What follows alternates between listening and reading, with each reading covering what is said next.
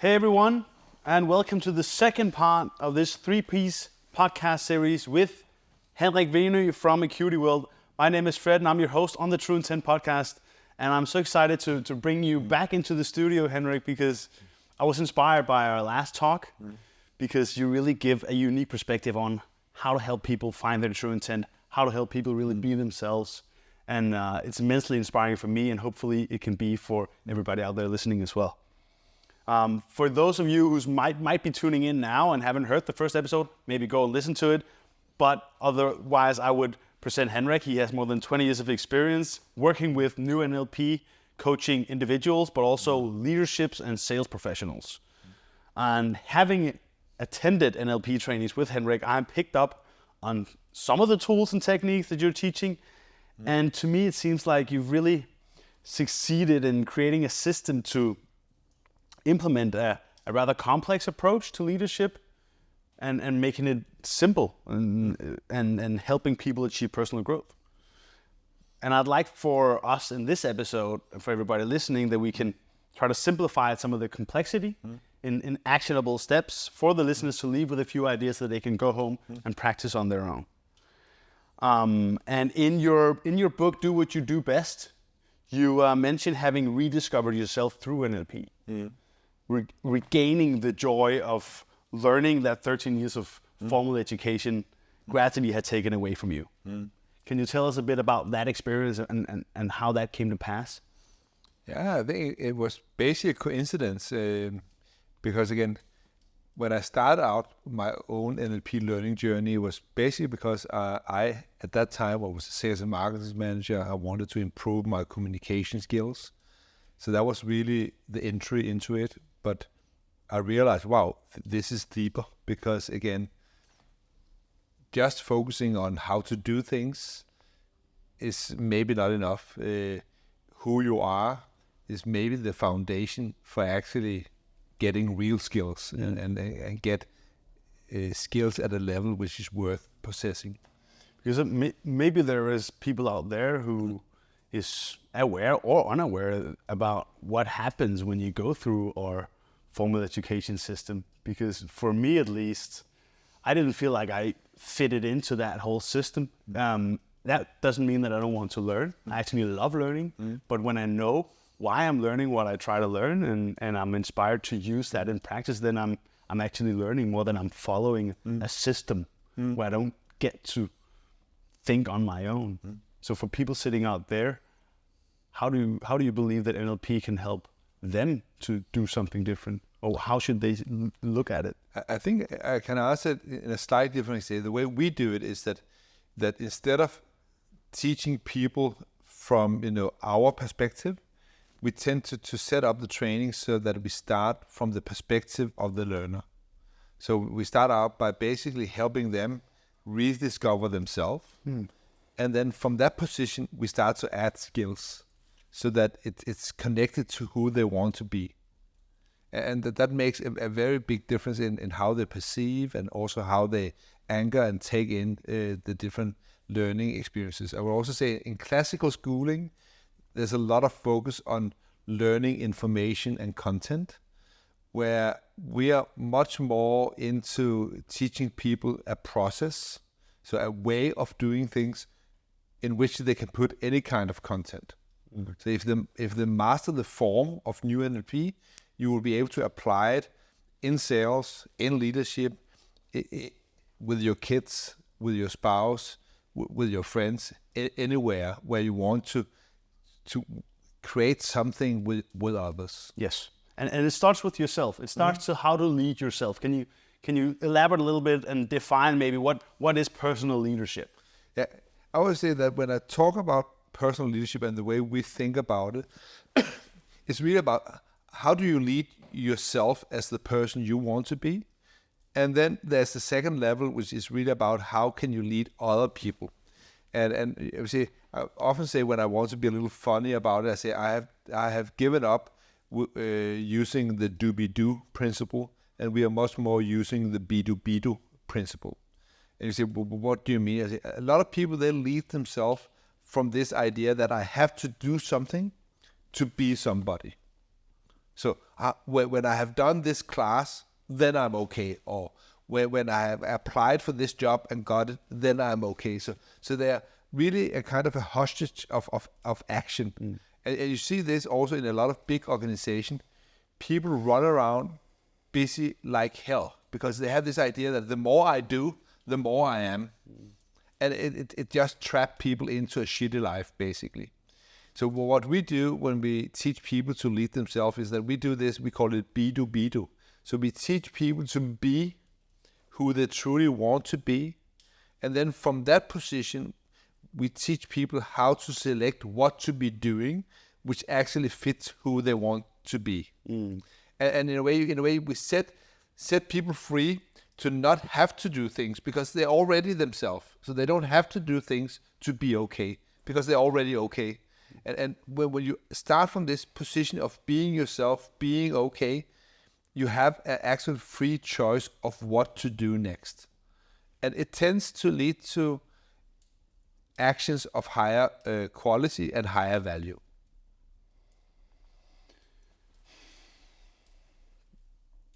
It's very interesting because being who you are, you need to ask the right questions, but it's not an easy question to answer because when you answer that question, you're maybe looking in the wrong place for that answer. As in, what I typically say is that I ask the question verbally, but the answer is cannot be contained in words. So if I ask you, who are you when you're truly yourself, even if you put 10,000 words to it, it cannot describe everything. It can point to maybe who you are, but again, you are much more than a word. You are also much more than your name. So your name doesn't tell you who you truly are. It just points to you as a person. So what we do when we help people to really understand who they are is that we help them get to the pre-verbal answer, because that's where they get the true sense of who they are. It's in the body more than in the head. The answer is found to that question. A lot of people they would answer that question by saying, "Well, I have this job and I'm 30 years old and I have a girlfriend and whatever." Yeah, you're right. Most people, when I ask them, "Who are you?" they tell me what they do. Yeah. And so again, do. The other was be do. Yeah. So again, for me, it's about setting people up so that they understand that, wow, I am who I am, and that's okay. So that they become free to choose what to do, so that they don't have to do shit, so that they can become something.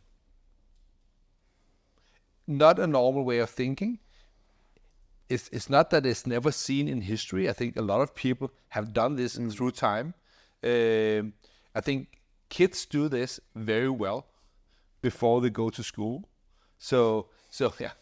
So we actually have the blueprint when we are born, and then with our system, we have basically unlearned it. Yeah. So what I'm teaching people is something they have mastered. It's a relearning process. Yeah. And so I re-embed it in their consciousness so that they can actually get access to it. And you can also say, so when we talk about how you can lead yourself, I think about it on different levels. There's this first position is really about how to understand, to position yourself so that you're truly yourself. And from there, I think often when people want to improve their personal leadership, it's because they have some sense of outcome they want to achieve. They want to, in business, we talk about high performance. So you need to understand what you want to produce or what you want to create. So you need to be able to set a clear, well-formulated outcome target. And there's different models you can use to get to that. So that's the first thing. The next thing you need to consider is, what kind of behavioral actions do you need to take so that you can believe that you can get to your outcome? So that's really on a behavioral level you can have a focus. And then you can move on to the next level, which is really the mental. So what is it that you have to think and how do you need to think so that you will do what you really have to do so that you create the results you want. But we have to go deeper if you want to master this, because if you want to really master your thoughts, you need to be able to lead your feelings and your emotional state. Because it's the emotional state and your feelings which create the space within which you can think. And this is not even enough. We need to go deeper. Because if you want to be able to lead and impact your feelings, you need to lead your physiology, because that's basically creating the emotional state. And there's different things you can do to really impact your physiology so that it creates the space where you have the emotion which leads to the thinking you need to have so that you can do what you have to do, so you end up creating what you want to create. So when you talk about how we work with personal leadership, it's on all these different levels, depending on the situation and the person we're working with. Yes, because just knowing what outcome you're trying to achieve from a personal perspective, but also in a business context, what is usually driving this decision? Is it something from within, or is it because of the numbers or the budgets or the industry or So again, here we can talk about external outcomes or outcomes you set for yourself. And again, depending on your situation, you will sometimes get outcome from others. You can have a boss say, wow, I really need to see a 10% increase in the revenue you bring in next year. And then you can say, wow, okay, thank you, boss, I do that. Now it's yours. Then you can start to think about, what is it that I have to do over the next year to believe that I will be able to bring in 10% more? Maybe I should visit some more customers. Maybe I should be able to increase the quality in my meetings so I get bigger conversion. So that's, okay, so what is it I need to think and believe so that I would actually end up doing that? Okay. And then how should I feel about this? What emotional state should I be in when I go and meet my customers so that they actually support that? So now you can, in a way, reverse engineer the whole process for yourself. And again, for me, it starts in the body. That's the whole point. If you don't control your body, you don't control your emotions. And if you don't control your emotions, you don't control your thoughts. If you don't control your thoughts, you don't control your behavior. And if you don't control your behavior, you don't control your outcomes. So you need to master all these levels to really truly lead yourself. And you can do this from two different starting points, from feeling like shit and wanting to get away from it, or feeling great, wanting to achieve more. Most people beat themselves up from the negative and try to, in a way, motivate them from that position. It's a shitty strategy leading to shitty lives. I'm not doing that. I help people working from, again, what's working, so that they're actually able to create real value for themselves and the people around them, and which is sustainable long term, you can say. It's very interesting because managing my state is something that I've done personally for the last 10 years. Every morning I will have a ritual, and it used to be reading books with my morning coffee, getting up a few hours before I need to be with anybody else than myself. And reading inspirational books from Stephen Covey or Tony Robbins or some of these people. It would give me some of that juice, but it would kind of quickly also wear off. Where in the last few years I've been practicing more yoga and doing breathwork exercises, which is actually changing my physiology to put me in that state where I feel like, okay, now I want to go out there and create stuff. But I think what has been driving that whole inspiration and motivation to do something different was because I've been self-employed. Whereas if I don't run in the right direction, then there is no gold at the end of the rainbow, you know? And then I have to figure out what direction I need to run in now. Whereas a lot of people, they don't ask themselves these questions. No. So what can people do to start taking more ownership of their journey instead of trying to have the world around us dictate in which direction we should run? I think there's a lot of things you can do, and it can be overwhelming. But there are some very basic things which, again, tend to impact your physiology in a positive direction. Okay, first and foremost, make sure that you sleep well. Again, too many people in the Western world have sleep deficit, so they sleep much less than 7 hours a night. And I think for most people need to sleep at least 8 hours a night to wake up well rested, and basically to maintain their energy. So that's one point. Breath work, you mentioned that earlier, also very useful, because the way you're breathing are also impacting your physiology very directly. What you eat have a huge impact. I think sugar is not really a health product. Sugar will give you fast energy, but it will also give you a very significant drop of energy shortly after. So again, normally sugar is not useful. I'm not a dietary expert.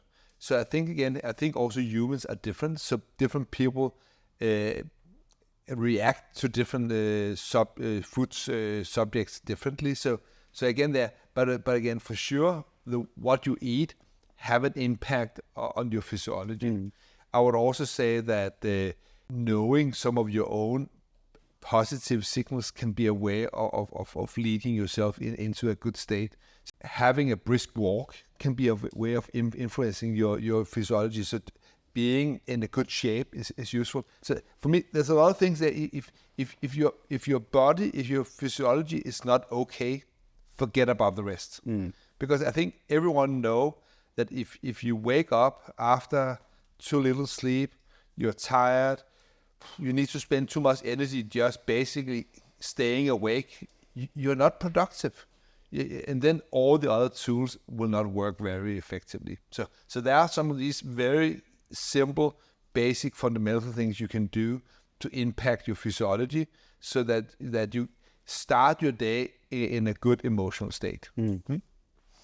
I want to touch in upon, because I get the fact that if we can create something from within, we will sustain ourselves in a more sustainable way, and we'll sustain our energy levels, but also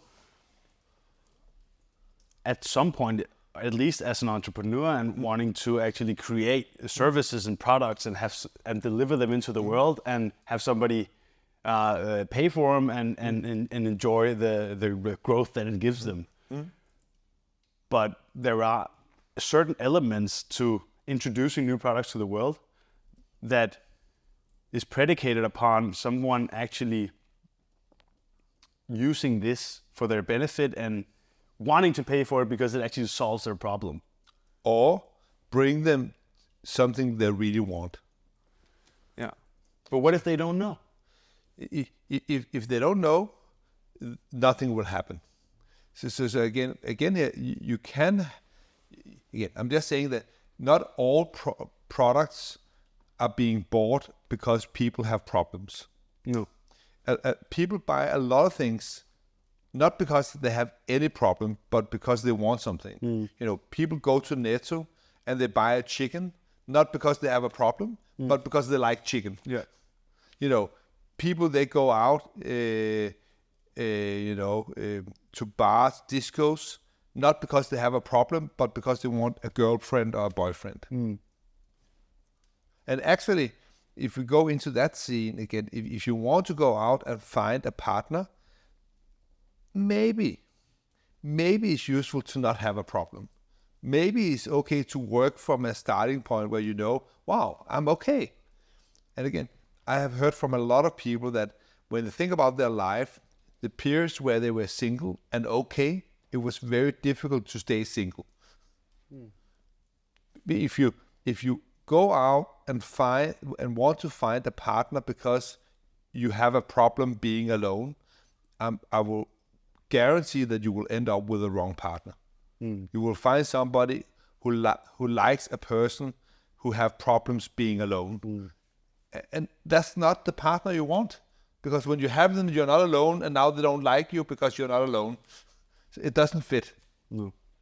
So I think again here, I really believe in starting from where the problem isn't, and use that as a starting point. Also when you want to supply a service or product to the world. Okay, so let's talk about that, because for everybody out there, how does that really work? I remember from reading your book that we can create this generalized positive state, you call it DS+. Then this state can be combined with a feeling of being part of something bigger. Yeah. And where you can use your unique talents, the greater than self. And from there you can find your intent and stay true to it. Yeah. Can you tell us, maybe go through this process with us? The process you're referring to there was developed by Joseph Reggio, my American partner. It's a part of his Mythos Self program. And the basic idea is that he have this first state he called general desired state, which is a position where you are at your best, when you are the way you want to most be in the world. So that's the general desired state. What happens for most people, if they want to really have a significant impact in this world, you cannot do it alone. You are often really dependent on being able to do it with other people. So you want to be a part of a bigger system, because otherwise you will not have a very big impact. So he's defining the second state as greater than self. That's where you are okay, but a part of something bigger than yourself. And when you combine these two states, the state where you are okay and where you are part of a bigger system which is okay, basically in the cross section between these two states, that will give you a sense of directionality, the way you can move, where you respect yourself, but where you also respect the system of which you are part. And when you act in that way, you create a win-win. It's not only good for you, it's not only good for the system, it's good for you and the system. So I see people who go into the world and do what they really like to do because it's good for them. Relatively selfish approach, you can say. That can lead to performance and results short term. But long term, it's not that sustainable because other people don't like selfish people. So that's a dead end. I have also met people who do what they do because they want to serve the greater system, but then they forget themselves. And that's not sustainable either, because maybe they can do this for a short time because they want to help others, but if they lose themselves in the process, they cannot do it long term. So the trick is to find a niche where you can be yourself and being a part of something bigger, which also which allow you to be yourself, but where you can also create value for the bigger system. And when you do that, you're on the right path. That's what creates this trajectory, which will lead you and your life in the right direction. Okay, I came to think about how do you make sure that you're leading the right you, and I want to elaborate, because through yoga, for example, from my perspective, your ego is running a lot of your life, and you believe that this is you and who you are, and all the possessions that you have, but this is not really you. And you reach a certain point in your life. I felt it in my late 20s, where I get a feeling that the identity that I've built around myself has helped me throughout my life. But at this point, there are some parts of me that I will take further into the next chapter, but some that I need to leave behind. How to make sure that you're leading the right part of yourself? I think in theory it's very easy to explain. In practice, it's not so easy because most people don't live their own lives. They are living out their parents' life or somebody else's life. Joseph talk about this as everyone have a myth, a story they tell themselves about who they are, and often it's not their own story. So what we do, the process we're doing is that we help people somatically, bodily, to basically reconnect to who they truly are, and from there we teach them how to connect to the story they're using as the story of their life. But when you review that story from being yourself, you can notice, wow, is that actually the story I want? If it is, take it back in and continue. If not, then we teach people how to rewrite their story so that it actually fits who they want to be. And this is deep work. This is not just surface, because most people are not even aware of the story which dictate their lives. It had been put into them long before they realized that was happening. But also maybe as part of a protective mechanism. What happened in the past, what kind of frozen conditions and traumas have built up in my system? What are your perspectives on, like, I like the combination of actually using tools to get me to the place where I want to go, but through the philosophy of psychotherapy, there's perspectives upon that you have conditions that you need to understand and release before you can, like, release a trauma. How do you see traumatic experience and release of these in the eyes of NLP? See, in classical psychotherapy, you believe that if you want to release a trauma, you need to go back into it and then release it from within that. And what I see is that there's a big risk in that approach. It often tends to just re-anchor the trauma.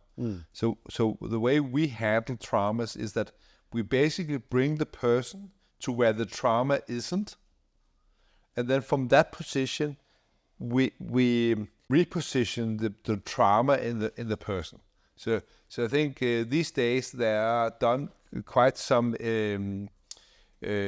study with ecstasy in microdoses of ecstasy, where you microdose people with ecstasy. I think Kasper Christensen have shared his experience doing that. So basically, when you microdose ecstasy, you see the client move into this positive mindset, into what we call the excitatory open state. And then from there, you can talk about anything. Because what happens is that if you share a trauma from a negative state, you tend to basically reinstalling and embedding the trauma further. But if you talk about a negative trauma from a positive state, you basically reinstall the memory so that it have a different impact. Because again, you see, the state you are in when you recall a memory will impact how you recall the memory next time. So if you are happy, when you recall a bad memory, it will become more positive. And if you do it that a few times, then there's a big chance that you can basically, imprint the trauma so that it becomes positive, even though it was not positive when it happened. You understand? I think so. So instead of going back into the trauma, we look at the trauma from a position where you're okay. And then you will see it. A simple example. Let's say that 3 years ago, you were 1 week on vacation on Bornholm and with some of your friends, and it was raining all week. You could not get out. The kids were crazy, dancing on the walls, and really shitty holiday. Then 3 years later, you are meeting with the same friends, sitting there around the barbecue, drinking red wine, having a nice evening, one of those summer evenings where it's, 22 degrees and it's just nice. And then suddenly you talk about that holiday 3 years ago. And everyone says, wow, that was really cozy. We were sitting indoor playing Ludo all day long. And wow, it was in a way, it really gave us a good space to really get to know each other. And suddenly it's a wonderful holiday because you're sitting there having a good time, and suddenly you forget all the negative aspect of that memory and you reinstall it as a fantastic holiday. And suddenly somebody says, wow, maybe we should go to Bornholm again. Yeah, that could be fantastic. So that's what we are doing. So in a way, we are tricking people to remember the trauma from a position where they're okay, so that they will basically reinstall the trauma in a new way. And I think also the American military did some studies with soldiers coming back with PTSD, where they gave them again ecstasy, and from that position of being in a positive state, they had the person talk about the trauma, and within a few consultations, the person was okay again. So they could even access, because a lot of the times people can't access the memories of what actually gave them PTSD.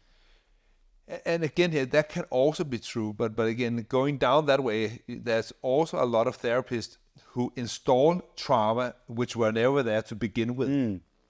You're creating false memory because they bring people into a negative state, And so, wow, since you are so misery now, something misery must have happened. So when you think back to your early childhood, who abused you? Yeah. And suddenly they start to imagine up shitty experiences which were actually never happening to them.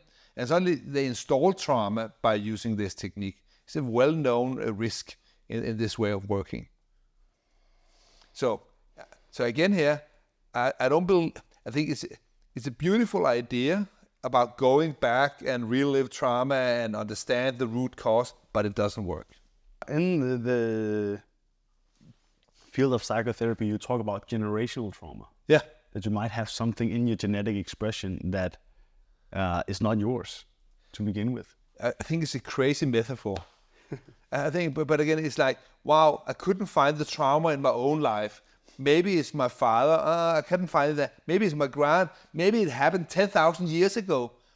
But you know, and then all of us have traumas because in those days we were almost eaten all day by the lions and the sable tigers. So I think if you go down that rabbit hole, you can there's endless of shit you can figure up. So why go there if you know how to start from where the problem isn't, where you can say to yourself, wow, maybe life is not perfect, but I survived.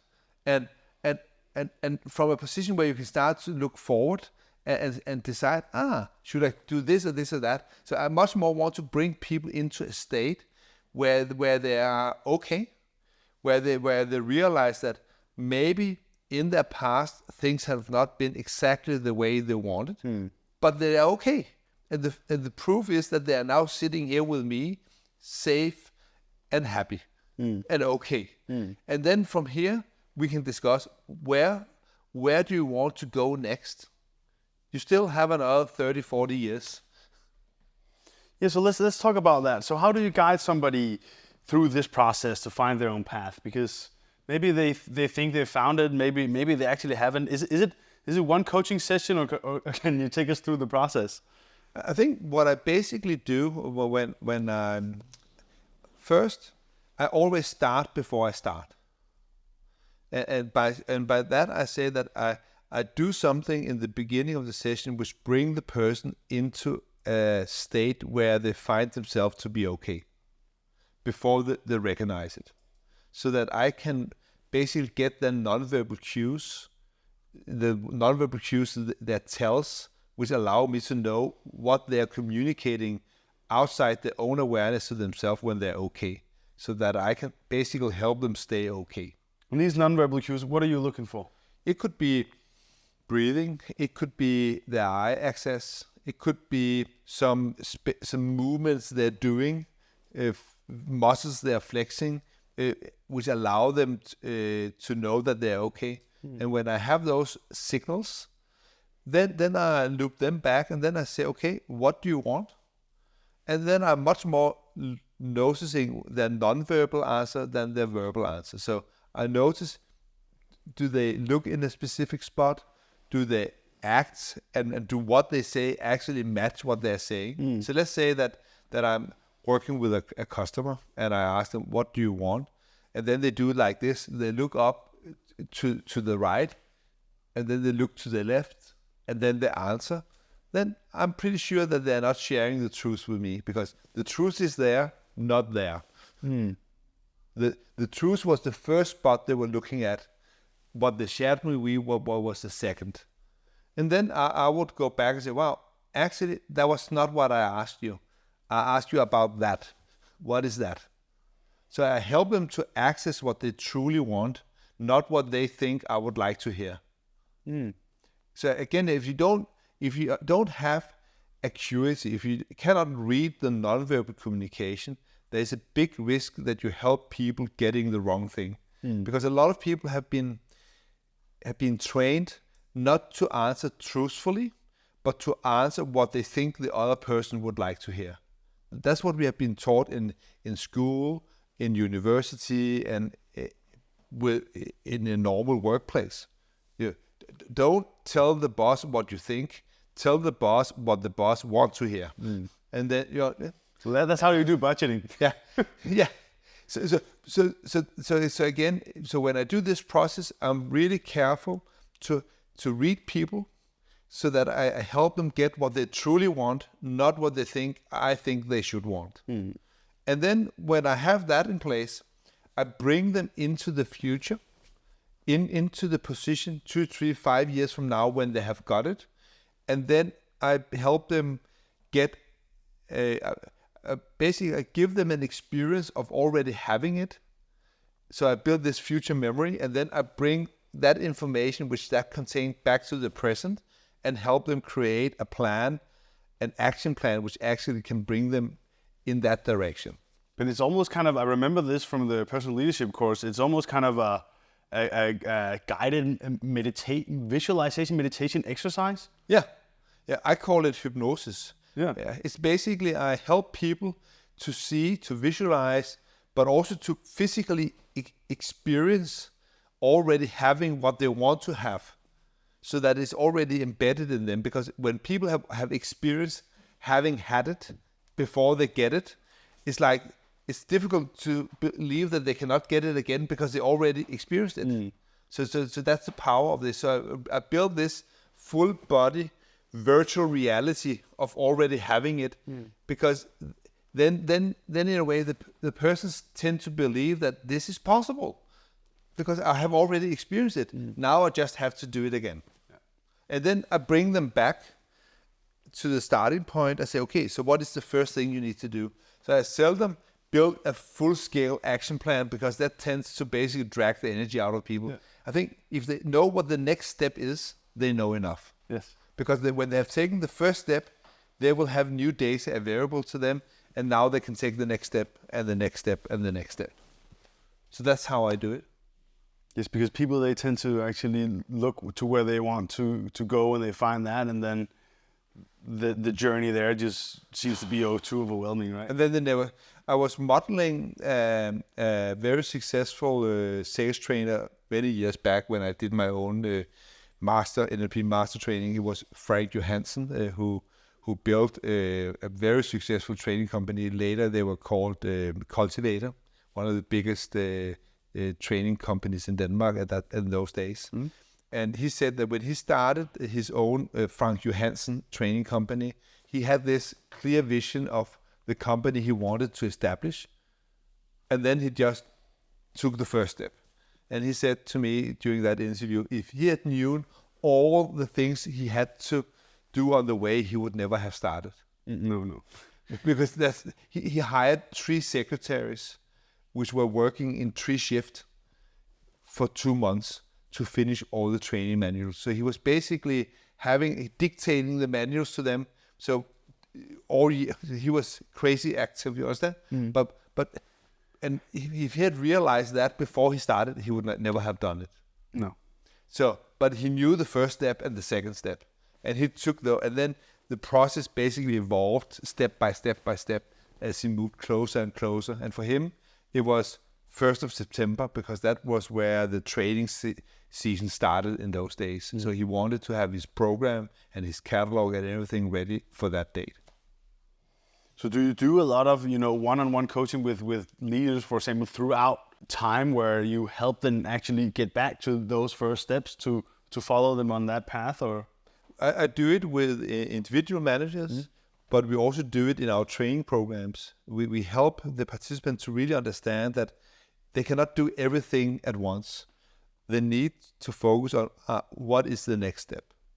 And also, again, for instance, when we coach salespeople in doing pipeline management and account management, it's also about basic understanding, okay, how far are we with this project? What's the status? Where do we want to be in 1 year? What is the next thing we have to do with this account to move them in the right direction? And then do that. And after they have done the first step, now we have new data available, which will allow us to really understand what will be the right next step to take. So instead of wanting to make a complete action plan, I've seen this in so many companies. They do these big strategic plans, and I have done it myself. And none of those plans have ever been put into reality, because what happens is that I have done it myself. We spent 2-3 months developing this big strategic plan for the department I was in, and we presented the plan. Everybody applauded, and then the day after, something happened in the market, and then we basically had to redo the whole plan.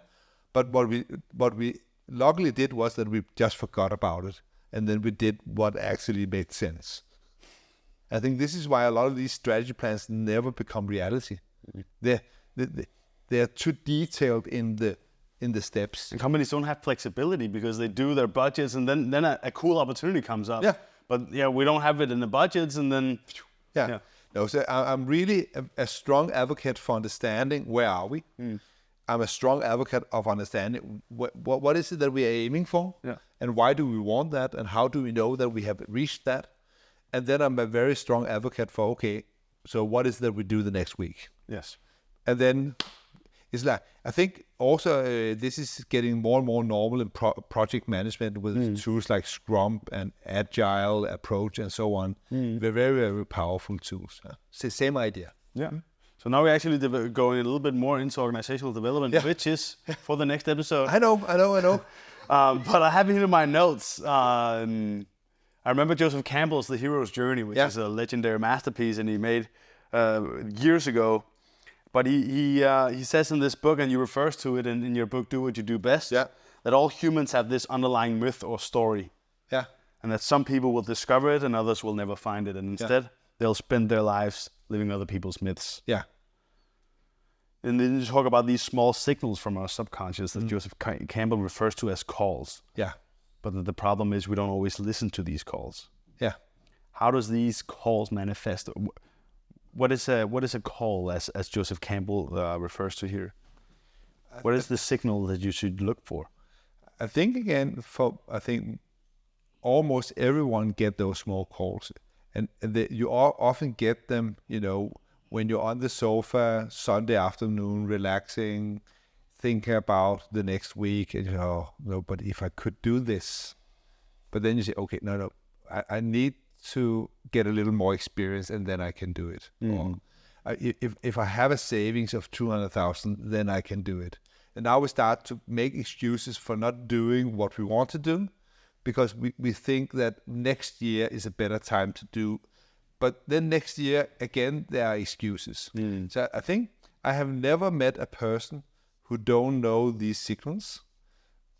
I have met a lot of persons who are really, really good at ignoring their own signals. So they get the call, and what Joseph Campbell says is that most people, they only react when the crisis is so big that they cannot not act upon it. So some people, they need to be almost dead by cancer to act on their call. And that's again the burning platform. Yeah. So some people need that kick to get started. I would say that what we do in Acuity World is that instead of people having to wait for that crisis, we teach them to start from a positive starting point, and where we basically help them get the belief that, wow, there's actually a time and a place for me in this world as who I am when I'm truly myself. And then we basically help people believe that that's true, so that they start to take action also before the crisis. So they don't need the burning platform, but we much more work from this burning desire strategy. And it's kind of like, it sounds a little bit like going with your gut feeling. It's for sure, it's an enlightened gut feeling. So it's not just a feeling, it's a feeling combined with some brain. So it's feeling and intention. Yeah. It's not just if you feel something is right. But again, it's a good starting point to have this feeling that there's something you want. Then it's okay to add some thoughts and some consciousness to it as well. So I think again, I'm not a strong believer in this. If you can dream it, you can do it. I think it's too superficial. I think it's too new age for my taste. But I would say if you cannot dream it, for sure you will never do it.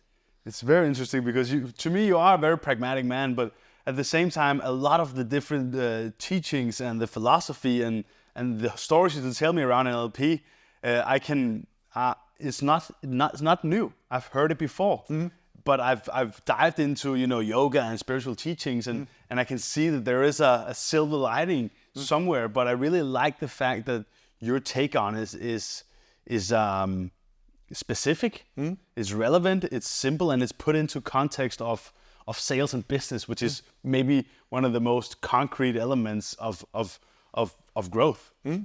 And that makes a lot of difference, and I think also why you're actually having success with implementing this in organizational settings. It's for me again, a lot of people are being drawn into this kind of work because they want to be happy. Yeah. This happy training in 2 days, and for me, this have never been about happy. No. For me, this work is about doing something which is worthwhile doing, even if you have to sweat, even if it doesn't feel great. I want people to be so okay that they don't need to be happy. I think a lot of people who need to be happy is because they want to be distracted away from a shitty life, not living their own life. So it's like taking a painkiller. Yeah. So because if I'm happy, then I can forget that what I'm doing is actually not what I want to do. I want people to be so okay that they can decide to do something which is actually worthwhile doing, so that they don't have to be happy.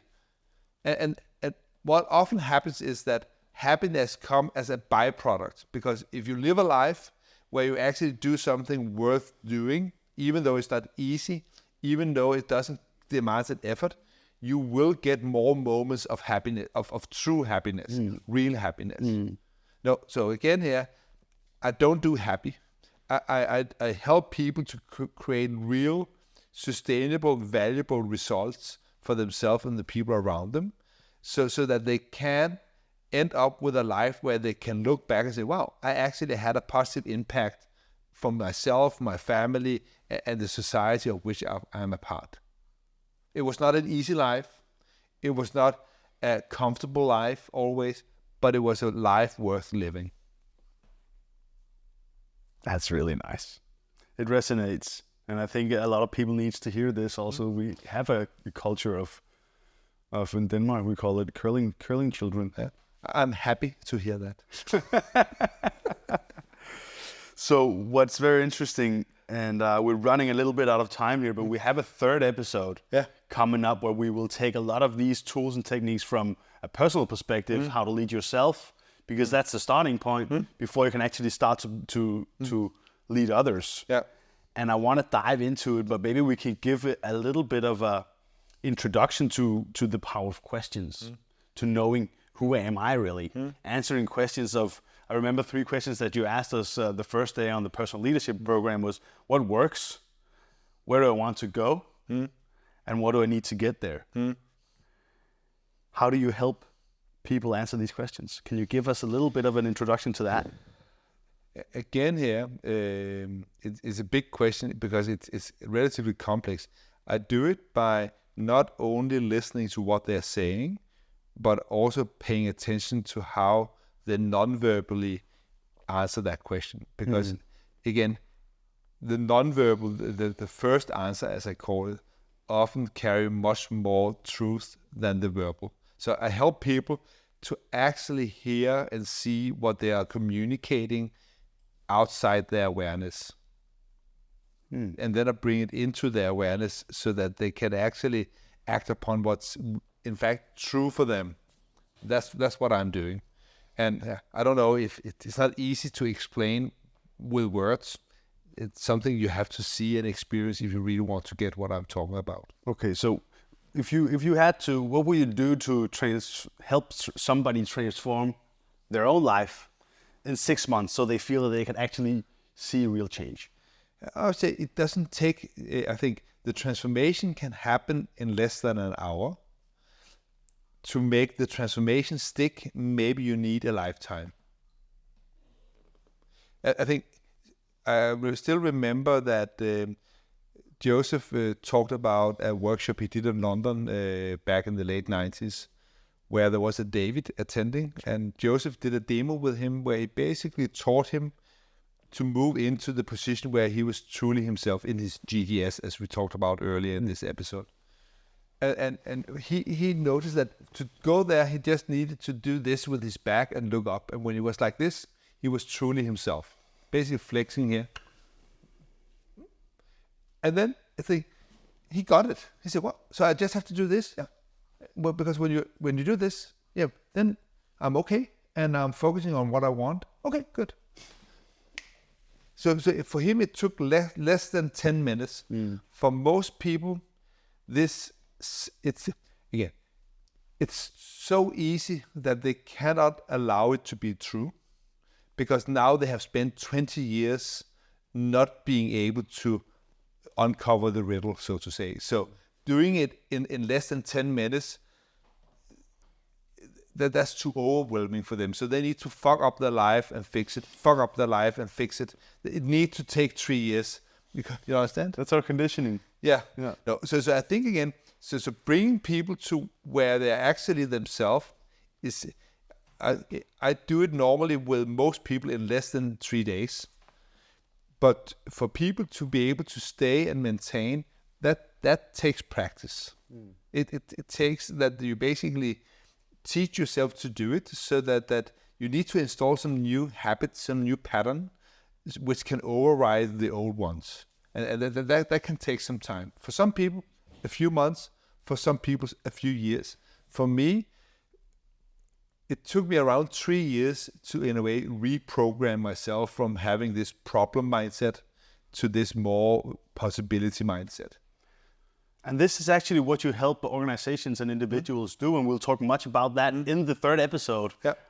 Because in that third and final episode, we'll take it from a personal perspective to how we can grow and lead ourselves to actually figure out how we can lead others, and what Stephen Covey would say, from independence to interdependence, we can actually create real lasting change. Yeah.